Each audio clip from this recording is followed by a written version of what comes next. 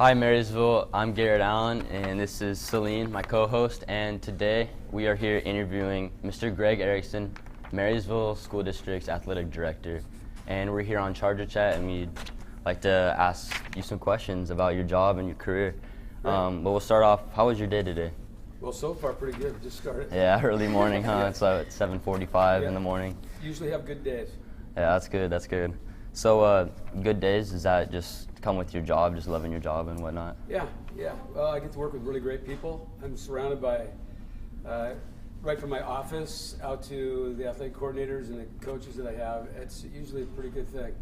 I like what I do. Awesome. I'm lucky. Do you have a lot of communication with all of the coaches in the Marysville School District? Yeah, I do. In fact, that's one of the things that I think is really important is that I get out, I see the coaches doing what they do in terms of coaching. I also try to communicate with them and check with them one-on-one. For example, Mr. Suits is going to be the new girls soccer coach. When we're done with this, I'm going to walk over and just see how he's doing and see if he's kind of amping up for the fall. So I like to kind of touch base with him and not necessarily talk to them while they're at practice, but catch them, every once in a while just to touch base, see how things are going. Yeah. So I try to communicate as much as possible. That's awesome. So you got pretty close relationship with the coaches then, or yeah, is it more just strictly business? Well, I think there's a balance. I think the key thing to any job, especially in education, is relationships. Yeah. And so I want them to know that I'm in their corner. My job is to enhance, support. I don't feel like I need to micromanage, or I don't want to micromanage. It kind of depends where a person is in their career as a coach. If they're just starting out, I tend to be a little bit more visible, a little bit more hands-on. The more experience they have, I tend to kind of back off and try to provide support. Kind of one of those guys in the background, behind the scenes, don't need to be up front very much. Yeah. Since you're the athletic director, do you get a say in who the coaches are? Like you said, the new girls soccer coach was. Yeah. So what we do is people apply, and then we screen for all the applicants. Trying to involve the interview committee in some of the screening, and then we interview. And if it's a head coach, depending on the sport, a lot of times we don't have a lot of applicants. Sometimes we have a lot, and so we go through the interview process. And I like to. The interview team is there for a reason. Right. And that's to give their input. The final decision, in many cases, comes down to if it's a head coaching position, myself, possibly the principal, the athletic coordinator in that building. If it's an assistant coach, I make sure that the head coach is kind of making the final, this is who I'd like to work with. As long as they've gone through the screening process, the person meets all the criteria, good references, the head coach of that program has a tremendous amount of say as to who they have as their assistants. Right. So, responsibilities as being an athletic director, what exactly does that include? Lots. Personnel, transportation, scheduling, code of conduct for the coaches and the athletes. Making sure that game management runs smoothly. We take pride in whenever someone, a guest school comes to our facilities, that we treat them respectfully and it's a good experience. And then we go on the road, that we leave the place as nice and as clean as it was when we got there. In fact, even better. I just feel like our program is an extension of the Marysville School District, but also the community, and that our kids and our coaches are representatives of that. So. The responsibility is we're an extension of the classroom, so it's a learning environment for our students, that they're able to develop themselves as individuals, and they can take it with them down the road. So, I mean, it's anywhere from the liability and the nuts and bolts of the program to the educational aspect of it. So there's a lot. It's hard to explain. It's fun. It's exciting. It's got its, we have a lot of, there's issues that go along with athletics like anything else that we try to head off at the pass, try to be prepared.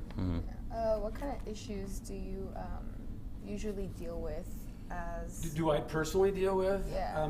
Usually what happens if there's a concern or a complaint or like that, it usually would go to the athletic coordinator in a building. They try to resolve it. They usually touch base with me and say, so, what do we do? Where are we at on this? We pretty much have a protocol that exists, so, they pretty much know what to do. I'm kind of there, like I said, to enhance the support, provide guidance. Issues that we have sometimes could be facility is not up to speed in terms of safety. Can come down to parental complaint about something that's going on in our program. It could be a behavioral issue that occurred during the course of a game, code violation, eligibility issues that come up. So there's a wide range. I'm also the league president, so I'm dealing a lot of times with league-wide stuff. I'm also on the District 1 eligibility board, so I'm answering questions for a lot of other schools regarding eligibility with kids transferring, or students that are asking for an additional year of eligibility because of potential hardship. So, gosh, issues, there's lots of them. Sometimes you have a big day where you got a whole bunch of them and your to-do list gets put to the side. Other days you don't have a lot of issues, so it just depends. Scheduling, whatever. You said you're the league president. Is that for Wesco? Yes. So you're president, so you're like up on the top of the entire conference, is that? Yeah. That's pretty awesome. And you said that in the case of some kind of issue happening, like behavior issues, anything that you just named, but you said that there were other directors that were lower than you, maybe like depending on the building. Does that mean for each school there's a different below you? We have athletic coordinators in our district that serve all of our secondary schools. So we have an athletic coordinator at Marysville Middle School. That's Mrs. Jensen. Mrs. Ostrom is the athletic coordinator at Tonham. At Cedar Crest, you have Mr. Schaffler, and then here you have Mr. Holstein, and at Marysville Pilchuck, you have Paul Dockendorf. So they're the athletic coordinators in their buildings, and they kind of are the go-to people for their coaches and for the parents when they have particular issues. Gotcha. So. How long have you worked for the Marysville School District? This is just finishing my 23rd year. Oh, wow. Yeah, I'm really old. And I was 16 years at Lake Stevens prior to that, so. Okay. Geez, there's a lot of experience for them. Yeah, 40 years next year. So I remember during the soccer season, there was actually an incident during one of the Oak Harbor games when we played. I remember that I personally was interviewed by Mr. Holstein just to try to figure everything out. So I think that was pretty cool what you said about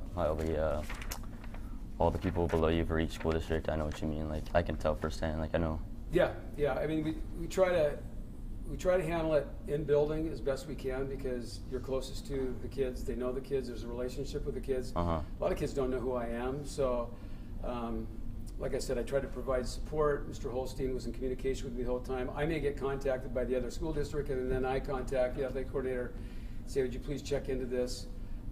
Here's some names, or here's the numbers. Could you check it? So it kind of works like that, where we investigate, and usually the best person to do it is the person who's in the building. Okay. So because you're up so high, like ranked, I guess. So high. I'm up so high. Oh well. My job, I do everything. I pick up litter. I clean toilets. I mean, athletic director, you got to do whatever you got to do to get the game going. Yeah. So I don't sit on a pedestal and go, hey, do this, do that. It's, yeah, you got to roll up your sleeves and do whatever's got to get done. So. Yeah. Well, do you have a lot of communication with any other school districts around here? All the time. I got texted by an athletic director as I was walking in.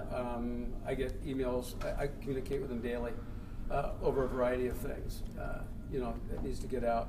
There's just a lot going on when you are a district AD in terms of our league things. Right now we're trying to get all of our spring sport, all conference stuff put together. So I'm in charge of golf. So I've got to make sure that all of the different classifications have their all conference people submitted to me, get the right spellings, the year, and all that stuff. So we got all that kind of stuff going on. Getting ready to go through a big work session up in McConnor next week, where we kind of plan for the following next 2 years. So it's just constant planning.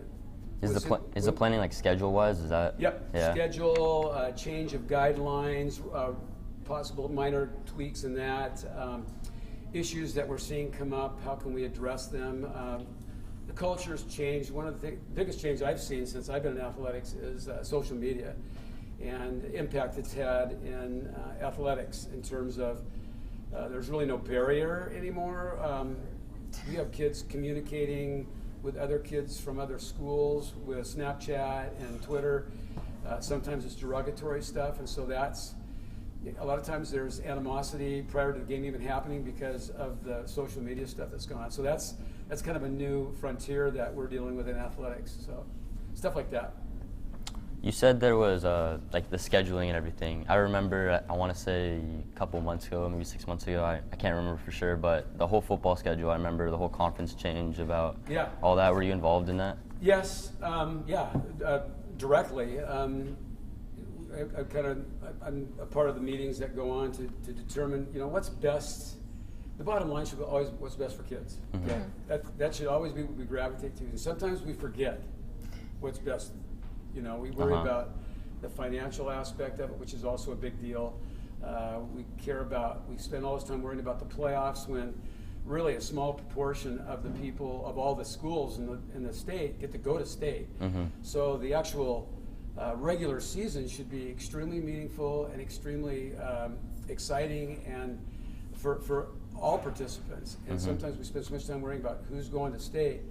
Well, if 3 teams out of 14 are going to go to state, we can spend all that time worrying about those 3 schools. What about the other schools, the other 11? Was Mm-hmm. their experience in our league a quality experience? So we're always constantly looking at that kind of stuff. So we've got a 2-year schedule that we're working on right now for the next 2 years, and so that'll be a big item in our meetings next week, is to make sure everything's we're in pretty good shape, pretty much know what we're going to do. So we included, like, for football only, Ferndale and Squalicum, because they bumped up in classifications, and so they have to have a way into the playoffs. So it was way easier to kind of include them, Mm-hmm. Right. other than have to add play-in games, which requires a lot of wear and tear on our athletes. Yeah. So, All right, well, we're about to we're going to cut this a little close, take a little break, and we have a segment for you guys to watch called Blind Date, and hope you guys enjoy it.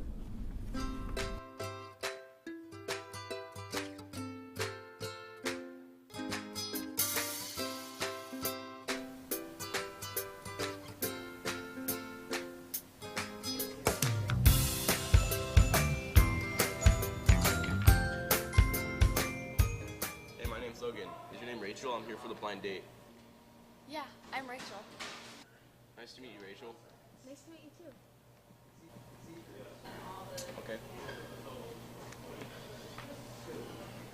What do you think about the restaurant? I don't know. It's really cool that Gerald set us up on this blind date. What a great opportunity, huh? Gerald's such a nice guy. Yeah, he just is really nice, doesn't he? Yeah, I think so. What do you mean you think? Oh, I bet he does. I'll take your word for it. Do you like my outfit? I don't know. What do you mean you don't know? Why won't she look at me? Is she not into me? Am I that ugly? I don't know. I just can't see. Can't see what? That I'm so beautiful? Did Gerald not tell him I'm blind? Oh, did he not tell you? I'm blind. Really? I can still hear you. Oh, yeah. Right. Well, you look at the time. Is that some kind of blind joke? Will you at least help me out of here? Hello?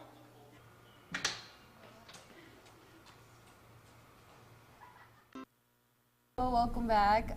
Once again, I'm Celine, and this is Garrett, and we are here with Marysville Athletic Director Greg Erickson.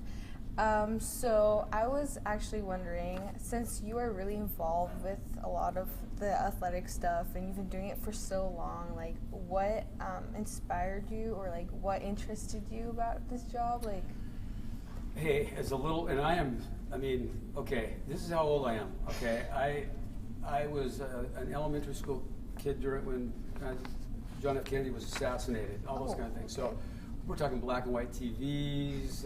There wasn't a lot out there. I loved sports, and so I just always loved playing. I loved to play. right. I don't know if I was considered a student of the game, but I loved sports. So I think it's in my DNA. I don't know why, but It's in my DNA. When I was in elementary school, I one time organized a game between my elementary school, Whittier Elementary, against Perpetual Help parochial school in and I called the head nun at the parochial school and I said, I have a friend who goes there and I was wondering if I brought a team over there, we could play in your gym. And she said, fine. And I made programs and I arranged transportation. My mother's cousin owned the transit system in Everett at the time. It was privately owned at the time. So I knew all the bus drivers and I said, hey Pete, can I get my guys over to the game? And he goes, no problem. So I had transportation arranged, I had a game time set up, and the day of the game, and sixth grade teacher, Mr. Steiger, gave me uniforms for our guys, even warm-up shirts and stuff. That's awesome. So we go, we're getting ready to go the day of the game, and I get called to the office, and I see this mother in there, and my mom, and I'm going, what's my mom doing in the office? She looks upset, and I got in trouble because we didn't have supervision arranged. So I was sixth grade. So my mom agreed to ride the bus with the boys over to Perpetual Help, play the game, we won, and all that kind of stuff. So that was my first experience as an AD. I was in sixth grade. Then I went to school in Montana, got my degree, and I wanted to get my master's, and I wanted to get something that was really meaningful to me, and I couldn't figure it out. And one day on a golf course, I said, you know what? I want to be an AD. Why would I not want to be an AD? So I went to SPU, got my degree in sport administration, and I was the AD at Lake Stevens for some time, and then I came over to Marysville, and I've lived happily ever after. It's That's awesome. That is. It's a very lucky guy. That's perfect that you knew already, you know, what you wanted to be. I didn't know for sure. Oh, it's not for sure. But in my DNA, you know, I thought, gosh, you know, I've been organizing stuff. I was a TED track coach. You have to organize a lot, so. Yeah. So, like, was it just like in sixth grade, you just kind of like, how do you say it? So did you not have any like sports in the schools? No, there like were no, well, it was elementary school. Sixth grade was in the elementary, so we didn't have any teams. I played they had Chickberry basketball, and I played Little League football and Little League baseball. I mean, I did all that stuff. I just loved to play. I mean, I would organize flag football games with neighborhood kids around, and my yard was where all games where they had flags all set up. And I was just constantly organizing games, you know, if it was either softball or flag football was my favorite. And I could go see ball tag. I mean, we had it all. It was just, I love to play. So, and I do now. You come to my house, I have everything. You know, I have a sport court, I have horseshoes, I have all kinds of game bocce. I have everything you can think of. I have. So when people come over, they know they got to play something. You're saying you played football being your favorite, and you also played baseball along with other recreational games and everything. Which one would you say is your favorite, or if you have one? You know, personally, I played collegiate football, so I've always liked football. You know, part of my job is to make sure that every experience athletically in Marysville is a quality one. So I want, you know, like I want our tennis programs to have quality facilities. I don't have the money to build new courts necessarily, but attention to all of them. I kind of enjoy all of them. I love to see. I just like to watch kids compete and feel good about themselves. I'm proud of our kids. If I had a favorite sport, probably football, just because I've been a season ticket holder for the University of Washington for 40 years and go back. But to be honest with you, I love watching baseball. I love watching fast pitch. I enjoy volleyball. You know, I get paid to watch people play. Hey, come on. Yeah, that's awesome. How good a deal is that? Huh? That's perfect. So, I'm a lucky guy. So you just can you go watch any games you want? Yeah, because I'm so old. They gave me a pass. I can go to anything and get in free anywhere and watch anything. And so, I try to go to as much as I can. I usually leave my office around 2:00, and I'm usually bouncing around watching practices. I might go to a tennis match for about 45 minutes, then I'll slide over to a middle school game, and then I'll slide over to the night game. Mm-hmm. I'll bounce around. I'll maybe catch a half of MG soccer and then a half of MP soccer. Mm-hmm. Baseball is awesome because they're both on the MP campus, so I can watch 2 games. Oh, sometimes, yeah. watch back and forth. Yeah. So it's I go to everything. Yes, I do. Oh, okay. Do you just stick on, do you hop from campus to campus and Yes. just check up on everyone? Yeah. Usually in the mornings, because it's on my way to work, I stop at Marysville Getchell a lot. It's very common for me to stop here around 7:45 on a daily basis, especially in the fall, and I just check in. Yeah. Walk by and say, hey, how's it going, Mr. Lura? How you doing? I'll check with Mrs. Dale, check in with Mr. Holstein. I just bounce around, check in with Mr. Rose. So I just try to make sure that I touch base, and then maybe if I have games out at MP, I'll swing by there and see around with people or whatever. So I bounce around. It's a good job. So back to football. Football, saying arguably your favorite sport, or at least to watch, play, etc. I've read articles, and I've heard a lot of things about maybe taking away high school football because of its dangers to students, with the head injuries, head and trauma, everything. Yeah. It's a concern, but we have some of the leading people in the field medically. Football's probably safer now than it's ever been. Right. Just even with the helmets too. I play football myself, and just the helmets alone, just in the last couple of years, you can tell because we have older helmets and newer ones, and for sure those newer ones are just way better. It's just yeah, we actually buy pretty high quality helmets. Even though our older ones, a helmet has a 10-year lifespan, and then they have to be pulled off the shelf. You can't be used anymore after 10 years. They're tested in between that time, and if there's any damage to them, they get pulled. We send them in every year. Yeah. Yeah, it's a concern, but every coach has to be certified in tackling now. The whole way of teaching tackling has changed. The emphasis of the head is out of the game. So I think right now, football is safer than it has ever been. The big difference right now is the exposure in terms of media. That there's just so much talk about it. Soccer is an area where head trauma is a significant concern. They're really concerned about younger children heading. In fact, I think they're outlawing heading at a certain age level. Yeah, I think they are. Yeah. So it's not just football. There's just tons of research. Helmets do not prevent concussion. That's what people need to understand. That because it's the inertia piece.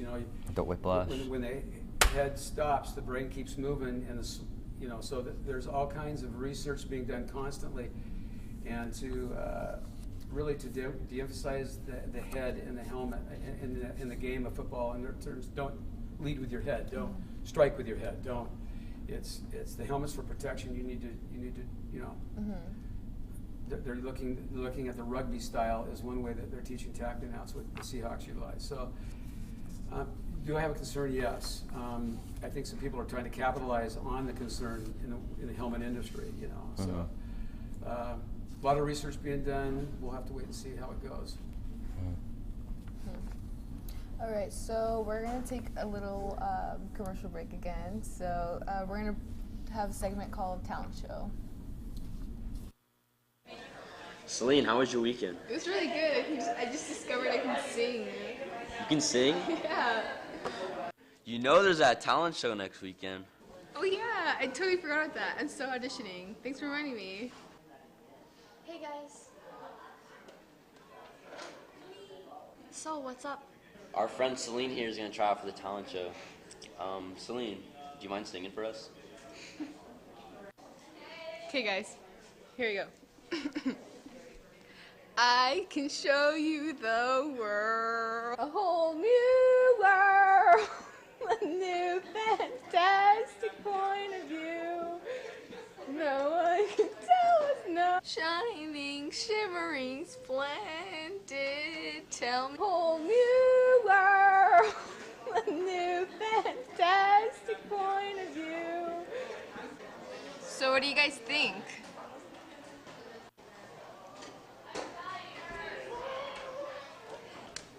Oh my god, guys, the auditions are today for the talent show. I'm so excited. Will you talk to the talent show manager for me and give me a really good recommendation?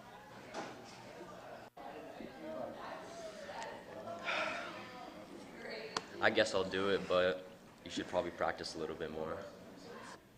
Okay, I will. La la la la la la la la la la. Okay, he'll ask.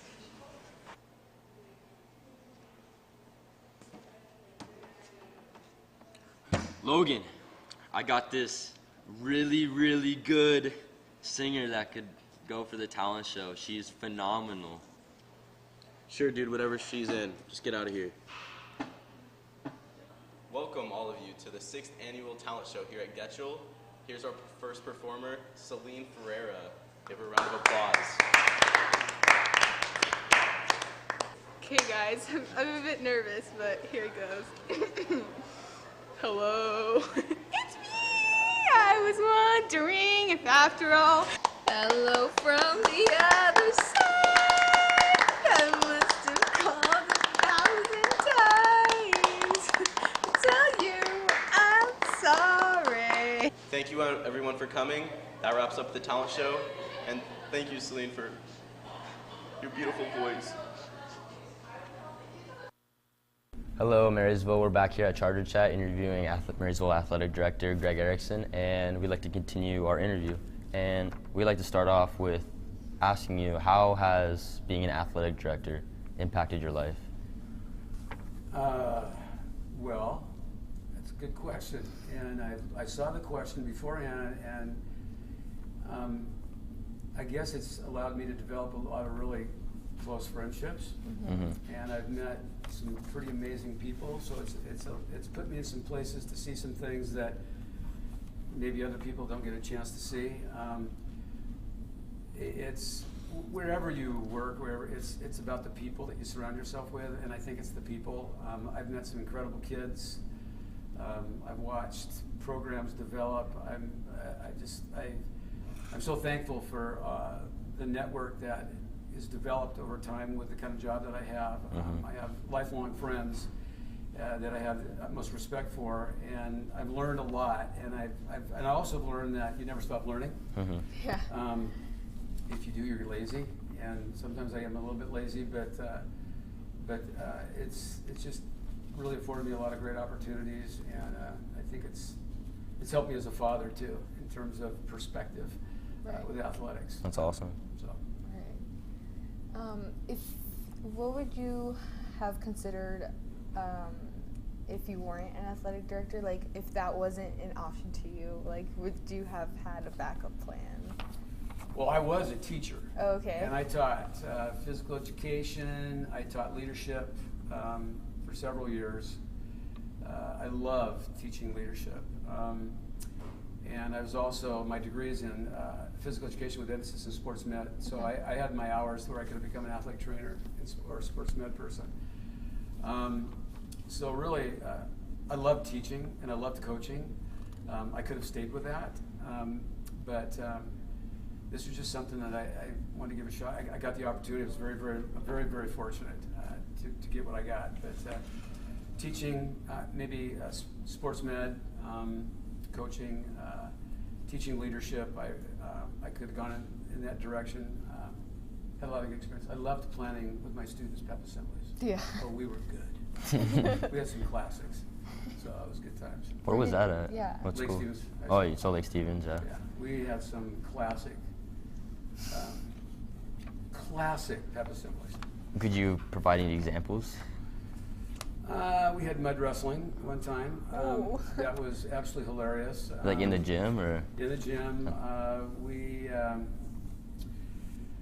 We just did all kinds of things. We student spotlight, where we would have a student come up that wasn't very engaged in the school, and we'd let them come down, and they would call it ties to the principal, and they'd come down and they'd cut the principal's tie in half and stuff like that. So cool. We did a lot of globetrotter bits. We'd have competition that we'd have licorice eating contests, and girlfriend, boyfriend, and whoever won would get to kiss their girlfriend. We would swap out the girl with mom and stuff like that. And we just had a lot of fun things that I don't know if you can do them anymore, but we had just great times. It was fun. We laughed. I'd always have to ask permission with the principal. I'd have to lay it out because sometimes they were a little bit dicey, but Yeah, it was fun. it's understandable. Well, it looks like this show is actually coming to an end. It went by pretty fast, actually. But is there anything that you would like to say to the audience? Anything that we haven't mentioned that you'd like to get across? I'm proud of Marysville. I love the community. I think we have great kids, special kids. We try to provide a quality program. We do the best we can with what we have to do it with in terms of financially, but Marysville is a very special place, and people like to come here and compete in Marysville because of the people that are here, and that includes the coaches and the kids. So I've said it a zillion times, I'm a very lucky guy to get to do what I do and get to work with people like you. So thanks for having me. Yeah, thanks for coming. We really appreciate it. It was a great show, I thought. Right on. We loved having you. All right, well, this is the end, and Charger Chat, and have a great day, Marysville. Stay classy.